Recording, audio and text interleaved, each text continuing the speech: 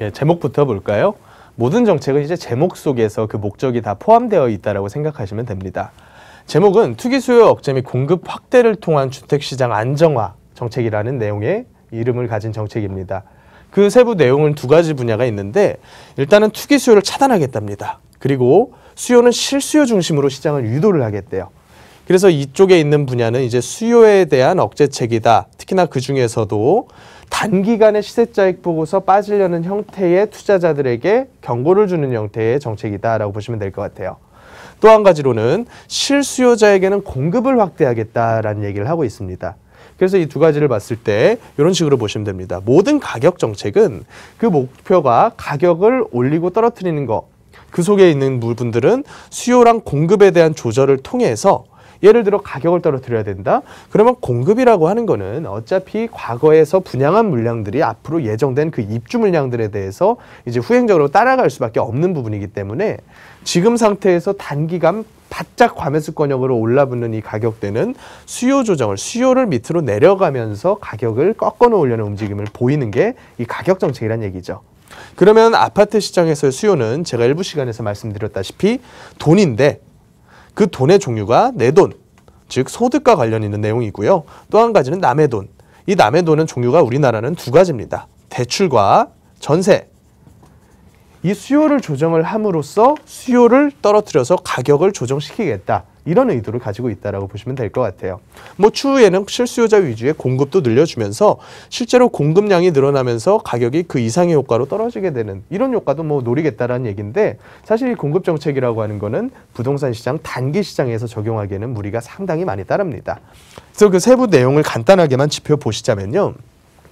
소제목으로는 투기적 대출에 대한 규제를 강화를 하겠다고 합니다.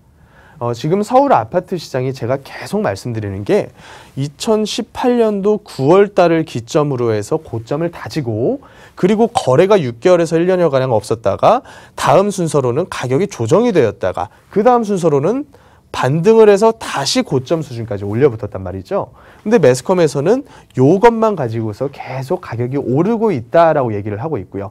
정부에서 보는 시야는 제가 보는 시야와 상당히 흡사합니다.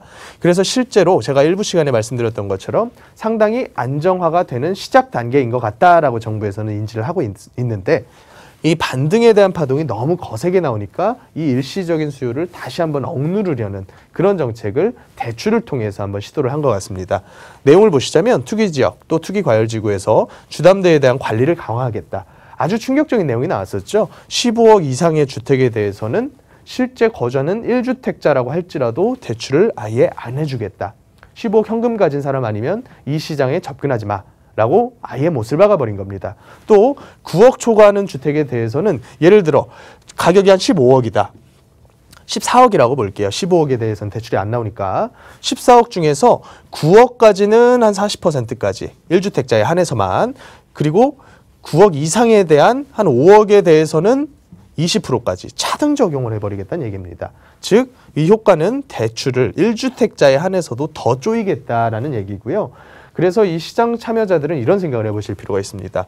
제가 아까 말씀드렸던 이 수요 중에서 상승기의 대출과 내돈의 비율, 대출과 내돈의 비율이 몇 대 몇으로서 움직이는 시장이었냐면 보통은 대출이 7이고 내돈이 3으로서 움직였었죠.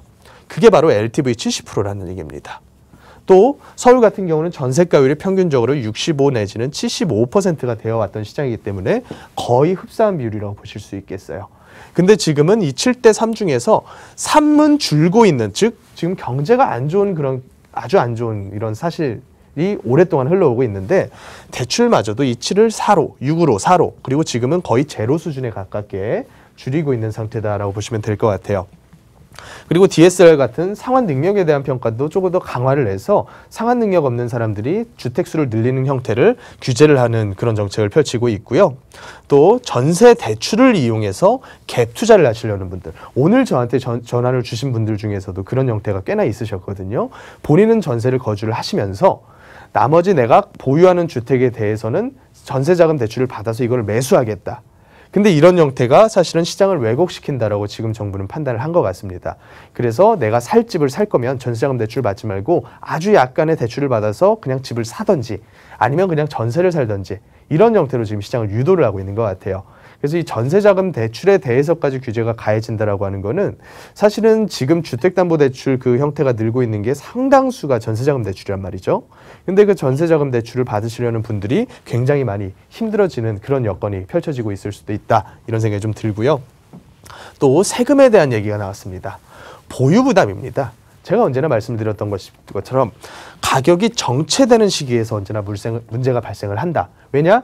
가격이 정체되는 시기에서 올라가는 시기에서 늘어나는 고정비용은 고정비용 늘어나는 거에 몇 배 이상의 가격이 상승해 주기 때문에 충분히 버틸 여력이 있지만 고정된 상태에서 거주에 대한 보유 비용만 계속 늘어난다? 이거는 못 버팁니다. 그래서 발생했던 게 과거 서브프라임 모기지 같은 사태고요. 이런 부분들, 그리고 또 양도세에 대한 제한. 양도세 같은 경우는 어떻게 보면 약간의 완화, 길을 열어준 거예요. 빠져나갈 수 있는 길을 열어줘서 다주택자를 요 기간까지 정리하고 나가면 세금 과도하게는 안 받을게. 그리고 그 이상으로는 분양가 상한제 지역을 확대를 했습니다. 어차피 예견되었던 일이에요. 조금이라도 피해 관련 움직임을 보이는 단지가 있다. 추가 지정 즉각적으로 하겠다라고 엄포를 놨었거든요.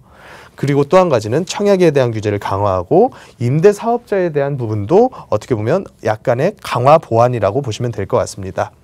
공급 같은 경우에는 공공주택 위주의 이제 공적인 주택, 가격을 저렴하게 주택을 공급을 해주는 형태로 계속 유도를 하고 있는 그런 모습인 것 같고요. 자, 간단하게만 어제 발표된 정책을 쭉 짚어봤는데요. 그 효과가 이렇게 봅니다. 단기간에 시장에 반영될 수는 없어요. 우리는 계속 시장을 관찰하고 경제적인, 사회적인 변화를 눈여겨봐야 한다. 그래서 그 속에서 내년 전망과 내 살 길을 찾아야 된다. 이런 내용으로 제가 세미나를 준비를 하고 있습니다. 내일은 오후 1시에 시작을 하니까요. 전화 예약 많이 주시고 크리스마스 날에는 오전 10시에 세미나를 진행을 합니다. 전화 예약을 통해서 많이 참석해 주시면 감사하겠습니다.